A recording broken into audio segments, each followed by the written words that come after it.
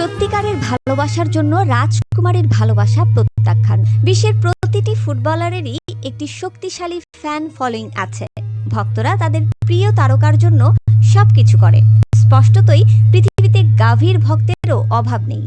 কিন্তু আজকাল তার এমন একজন ভক্তকে নিয়ে আলোচনা চলছে, যিনি সাধারণ মানুষ নন, বিশেষ একজন মানুষ। গাভীর পাগলামি স্পেনের সুন্দরী রাজকুমারী লিওনোর মাথায়ও খুব বেশি চড়ে বসেছে। এই কারণেই আজকাল তার সাথে সম্পর্কিত একটি খবর বড় শিরোনামে আসছে। সাধারণ মেয়ের জন্য রাজকুমারীর প্রেম ও বিয়ের প্রস্তাব প্রত্যাখ্যান। না, এটা কোনো পৌরাণিক গল্প নয়, 2025 সালের আধুনিক যুগের ঘটনা।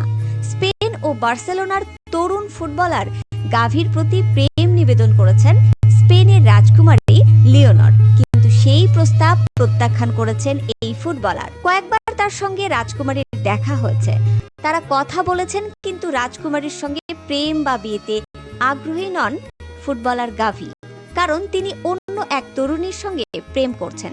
ওই তরুণীর নাম অ্যানা পেলাও। তিনি স্টাইলিশ ইনফ্লুয়েন্সার হিসেবে পরিচিত।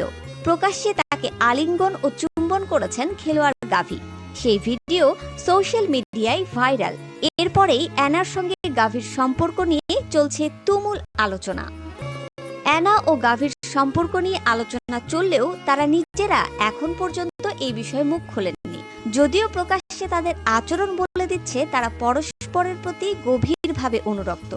গাভীর সঙ্গে নাম জড়ানোর পর থেকেই সোশ্যাল মিডিয়ায় অ্যানার জনপ্রিয়তা বেড়ে গেছে। তিনি সৌন্দর্য ও ফ্যাশন সেন্সের জন্য এমনিতেই অনেকের নজর কেড়ে নিয়েছেন, কিন্তু প্রেমের ক্ষেত্রে স্পেনের রাজকুমারীকে টেক্কা দেয়ায় এখন আলাদা পরিচিতি গড়ে উঠেছে অ্যানার। তিনি সোশ্যাল মিডিয়ায় প্রায়ই চোখ ধাঁধানো ছবি শেয়ার করেন। অনেক সোশ্যাল মিডিয়া পোস্ট করে দাবি করছে যে রাজকুমারী লিওনর গাভীকে পছন্দ করতেন, কিন্তু গাভী তার সত্যিকারের ভালোবাসার জন্য রাজকুমারীর ভালোবাসা প্রত্যাখ্যান করেছিলেন। এই গুজবটি আরো জোরালো হয় যখন গাভীকে সম্প্রতি তার বান্ধবী অ্যানা পেলোয়ের সঙ্গে দেখা যায়। তারপর লোকেরা বলতে শুরু করে যে লিওনর হয়তো সত্যিকার অর্থে একজন রাজকুমারী, কিন্তু গাভীর হৃদয়ের আসল রাজকুমারী হলেন অ্যানা পেলাও। এই গুজবটি প্রথম ছড়িয়ে পড়ে 2022 সালে, যখন রাজা ফিলিপ VI গাভীকে একটি ছোট আকারের জার্সি স্বাক্ষর করে দিতে বলেছিলেন, যা রাজকুমারীর জন্য বলে মনে করা হতো। জারজুয়েলা প্রাসাদে আয়োজিত অনুষ্ঠানে লিওনর এবং গাভীর একটি ভিডিও সামনে আসে, যেখানে লিওনর গাভীর সাথে করমর্দন করার সময় হাসছিলেন। তারপর যা হয়, এই মুহূর্তটি গুজবের আগুনে ঘি ঢালে। তারপর কিছু ট্যাবলয়েড দাবি করে যে লিওনর এবং গাভী বহু বছর ধরে ডেটিং করছেন। এমনকি দাবি করা হয় যে রাজকুমারী লিওনর গাভীকে পছন্দ করে।